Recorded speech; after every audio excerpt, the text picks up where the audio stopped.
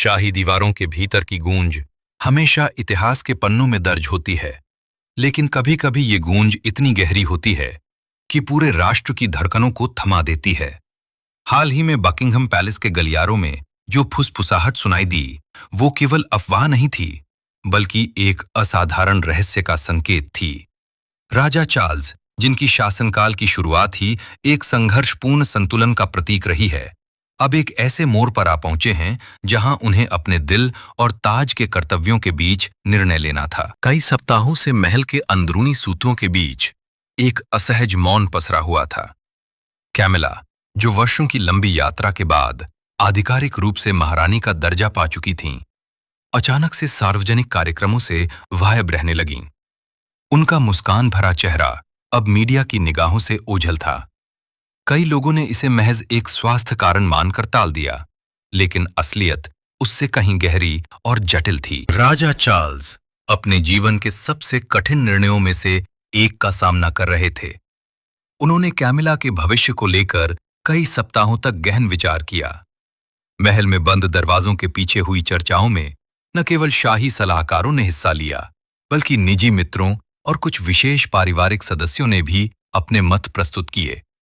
ये निर्णय सिर्फ एक व्यक्ति के बारे में नहीं था, ये निर्णय था उस प्रणाली के बारे में जिसे शाही गरिमा कहा जाता है। सूत्रों की माने तो कैमिला के व्यवहार में भी पिछले कुछ महीनों में बदलाव देखा गया था। वो अक्सर गहन विचारों में डूबी रहती थीं, और राजा चार्ल्स से भी उनके वार्तालाप अब पहले जैसे नहीं रहे। ये संकेत दर्शाते हैं कि कुछ तो ऐसा था जो सिर्फ व्यक्तिगत नहीं बल्कि राजनैतिक भी था, और यही शांति से बहते प्रतीत हो रहे शाही जीवन में एक तूफान की आहट थी। राजा चार्ल्स ने अपने शासनकाल की शुरुआत में ये वादा किया था कि वो पारदर्शिता और उत्तरदायित्व को सर्वोच्च प्राथमिकता देंगे, लेकिन जब सवाल उनके जीवन साथी के भविष्य का था, तब वो खुद भी उलझ गए। उन्होंने कई बार अकेले में लंबी सैर की, गहन आत्ममंथन किया और खुद से पूछते रहे, क्या कैमिला अब भी उस भूमिका में उपयुक्त हैं जो एक महारानी की होनी चाहिए? इन विचारों की गूंज तब बाहर आई जब अंततः महल से एक संक्षिप्त लेकिन गूढ़ बयान जारी किया गया। इस बयान ने न केवल देश बल्कि पूरी दुनिया को चौंका दिया। एक ओर राजा का स्वर दुख और विवेक से भरा था, वहीं दूसरी ओर उसमें नर्म चेतावनी भी छिपी थी। शाही परिवार अब बदलाव की ओर बढ़ रहा है। ये पहला कदम था उस भयंकर घोषणा की ओर जिसने न केवल मीडिया की सुर्खियां बटोरी बल्कि कैमिला को भी हिलाकर रख दिया।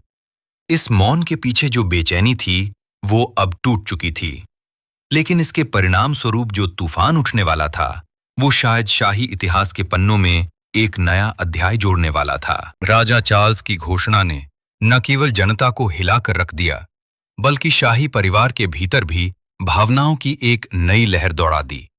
कैमिला, जो वर्षों तक संघर्ष कर इस मुकाम तक पहुंची थीं, इस घोषणा को व्यक्तिगत अपमान से कम नहीं मान रही थीं। उनका चेहरा उस दिन के बाद से पूरी तरह बदल गया।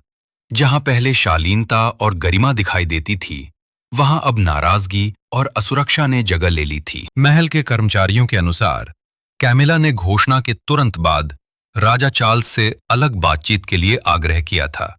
उस बातचीत में भावनाओं का ज्वार उमड़ा, आंसू, तीखी बहसें और अंततः एक गहन चुप्पी। ऐसा पहली बार नहीं था जब शाही दंपत्ति के बीच मतभेद हुए हों, लेकिन इस बार मामला उनके रिश्ते के भविष्य को ही प्रभावित कर रहा था। कैमिला ने वर्षों तक इस पद को स्वीकार्य बनाने के लिए समाज के तिरस्कार और आलोचनाओं का सामना किया था। उन्होंने न केवल जनता का विश्वास अर्जित किया, बल्कि कई शाही कर्तव्यों को भी बखूबी निभाया। फिर भी ये निर्णय उन्हें अप्रत्याशित रूप से अकेला छोड़ गया। उनकी ये प्रतिक्रिया समझ में आने वाली थी, क्योंकि ये महज पद की बात नहीं थी, ये उनकी पहचान और उनके द्वारा वर्षों में बनाए गए सम्मान की बात थी। राजा चार्ल्स, जिन्होंने ये निर्णय एक विवेकपूर्ण राजा के रूप में लिया, अचानक से एक कठोर पति के रूप में देखे जाने लगे।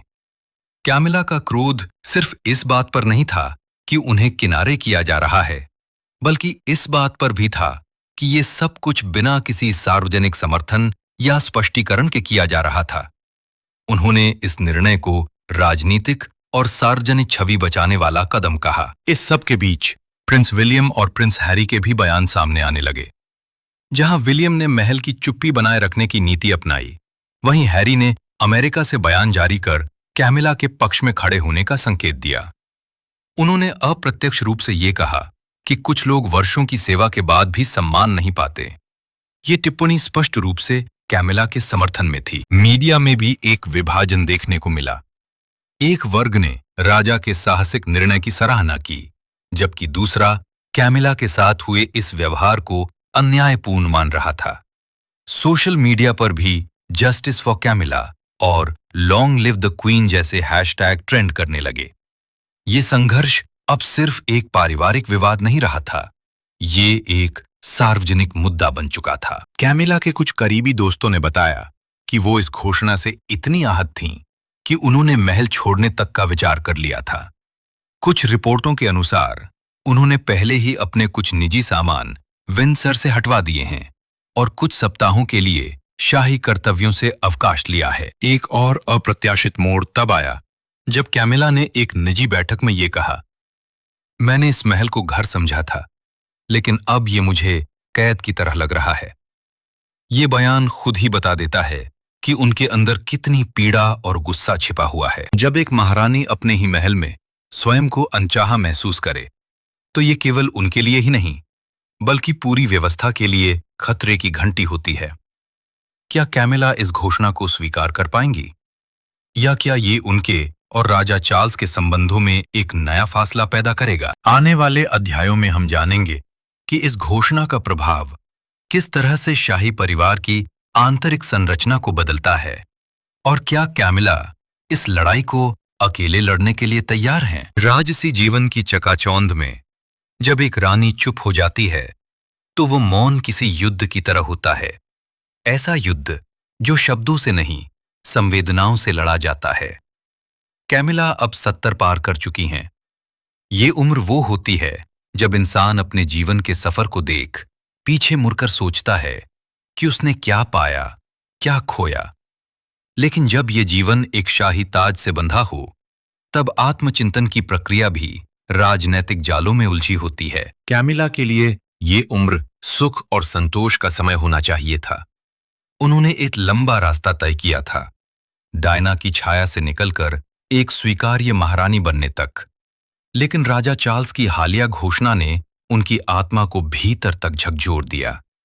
इस उम्र में जब व्यक्ति सम्मान की अपेक्षा करता है, उन्हें एक बार फिर से अपने अस्तित्व के लिए संघर्ष करना पड़ रहा है। सूत्रों का कहना है कि कैमिला ने न केवल मानसिक पीड़ा झेली है, बल्कि उनके स्वास्थ्य पर भी इसका असर पड़ा है। डॉक्टरों ने उन्हें हाई स्ट्रेस की स्थिति में बताया है और कुछ समय के लिए पूर्ण विश्राम की सलाह दी है। लेकिन क्या एक रानी के लिए विश्राम वास्तव में संभव है? कैमिला अब हर पल उस समय की ओर लौटती हैं जब उन्होंने चार्ल्स का हाथ थामा था, विश्वास के साथ, प्रेम के साथ और इस आशा के साथ कि उनका अतीत उन्हें पीछा नहीं करेगा। लेकिन अब जब वो अतीत फिर से सामने खड़ा है, कैमिला के पास शब्द नहीं है।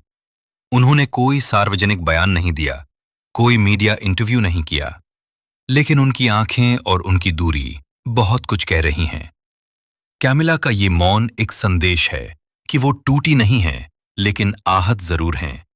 और ये आहत भावना एक बार फिर से उस नारी की पहचान को चुनौती दे रही है जो वर्षों तक सबसे ज्यादा आलोचना झेलती रही। शाही परिवार में एक नियम हमेशा से चला आ रहा है, मत बोलो, सह लो। लेकिन कैमिला का ये मौन अब सहनशीलता की सीमा को पार कर रहा है। उनके निकटतम सलाहकारों का कहना है कि वो अपने भविष्य को लेकर बहुत गहरी चिंता में हैं। क्या वो अभी महारानी बनी रहेंगी?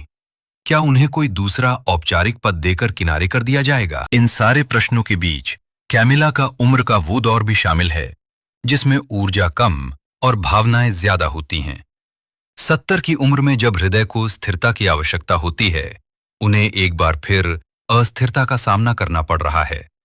ये समय उनके लिए सिर्फ राजनीतिक या शाही जीवन का संकट नहीं, बल्कि निजी अस्तित्व की एक लड़ाई बन चुका है। राजा चार्ल्स और कैमिला के संबंधों की कहानी कोई नई नहीं है।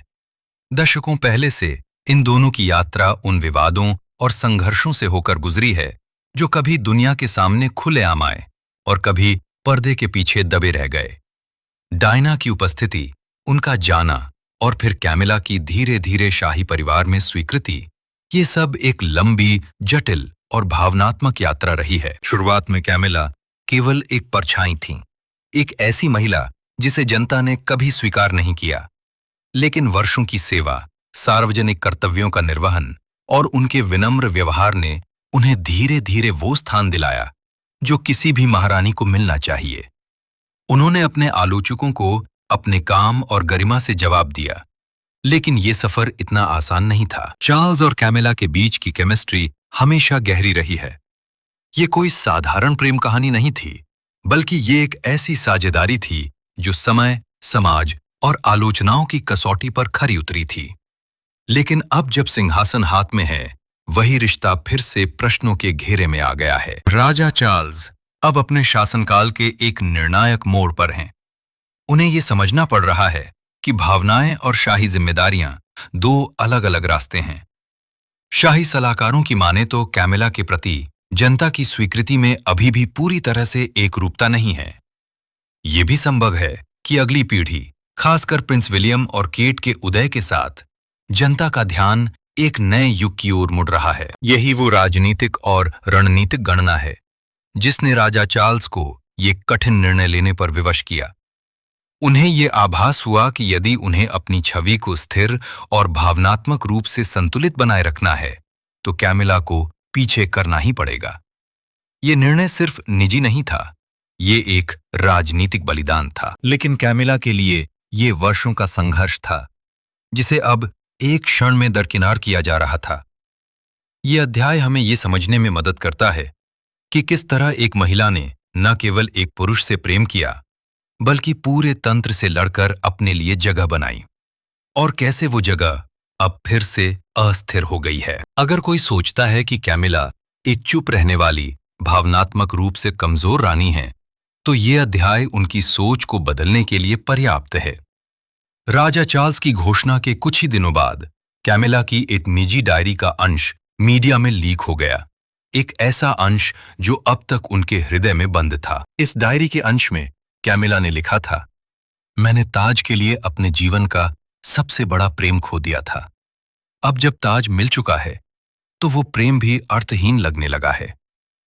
ये वाक्य स्वयं में उस भावनात्मक तूफान को दर्शाता है जो उनके भीतर उबल रहा था। सूत्रों की माने तो ये प्रेम कोई और नहीं, बल्कि एक पुराने समय का वो व्यक्ति था जो कैमिला के जीवन में चार्ल्स से पहले आया था। हालांकि उसका नाम आज तक सार्वजनिक नहीं हुआ, लेकिन शाही इतिहास के जानकारों का मानना है कि वो व्यक्ति कैमिला की आत्मा से जुड़ा हुआ था, और शायद कैमिला ने चार्ल्स से विवाह करके उस प्रेम से मुंह मोड़ा था। ये खुलासा बेहद चौंकाने वाला था। एक महारानी जो जनता के सामने अपने पति के साथ खड़ी रही, उसने अचानक अपनी अंतरात्मा की पीड़ा को स्वीकार कर लिया। इस कबूलनामे ने कैमिला को एक अलग ही स्वरूप में पेश किया, एक ऐसी स्त्री जो राजमहल की दीवारों में रहते हुए भी अपने सच्चे प्रेम को नहीं भूला पाई। राजा चार्ल्स के लिए भी ये एक आघात था। उन्होंने कभी कल्पना नहीं की थी कि कैमिला के भीतर इतने वर्षों बाद भी कोई और यादें जीवित हो सकती हैं। ये कबूलनामा उनकी घोषणा के बाद आया, जिससे ये स्पष्ट हुआ कि कैमिला अब अपनी अस्मिता के लिए, अपने मन की बात कहने के लिए तैयार हैं, भले ही उसके लिए उन्हें राजमहल छोड़ना पड़े।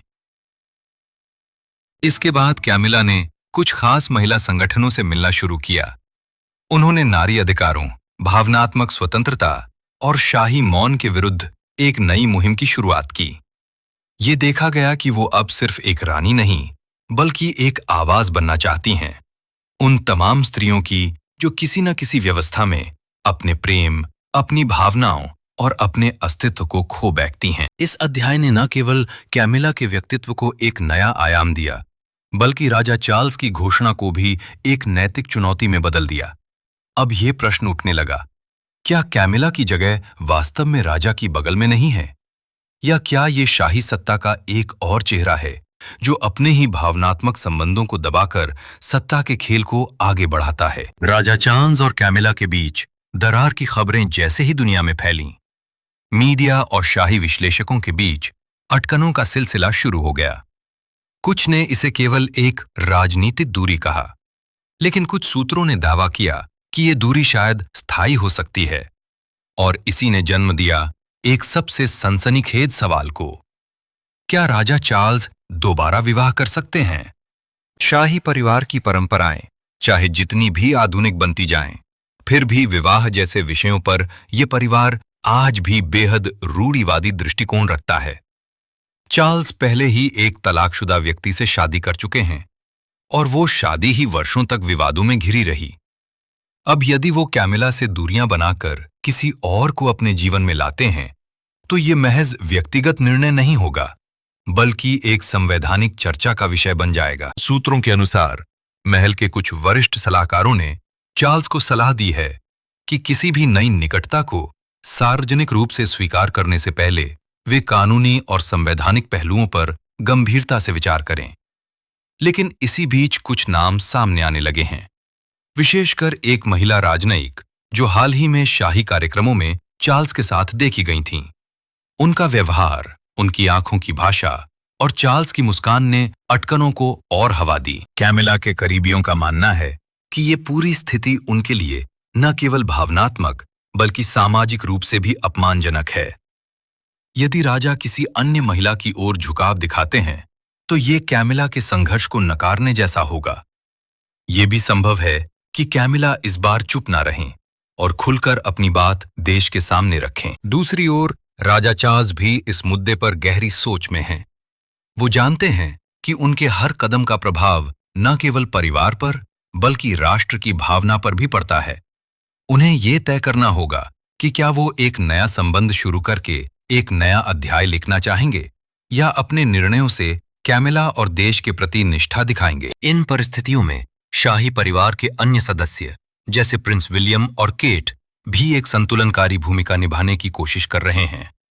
वे नहीं चाहते कि राजा का निजी जीवन शाही संस्था की गरिमा पर असर डाले। अब ये देखना शेष है कि क्या ये संकट वास्तव में अंत है या एक नई शुरुआत की प्रस्तावना है। क्या राजा अपने दिल की सुनेंगे या ताज की मर्यादा को प्राथमिकता देंगे? ये अध्याय राजा चार्ल्स के व्यक्तित्व के सबसे जटिल पहलू को सामने लाता है।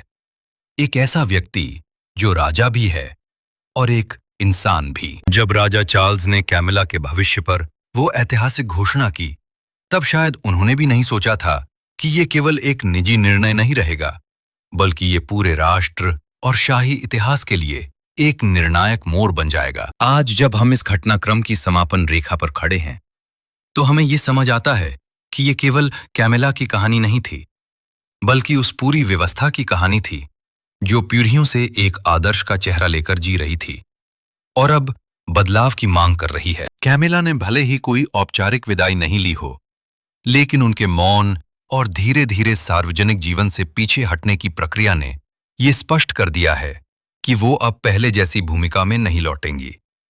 उनका ये निर्णय कुछ लोगों के लिए दुखद है, तो कुछ के लिए आशा की किरण कि अब एक नई पीढ़ी नए मूल्यों और नई दृष्टि के साथ आगे बढ़ेगी। राजा चार्ल्स के लिए ये पूरी घटना एक गहरा व्यक्तिगत परीक्षण थी।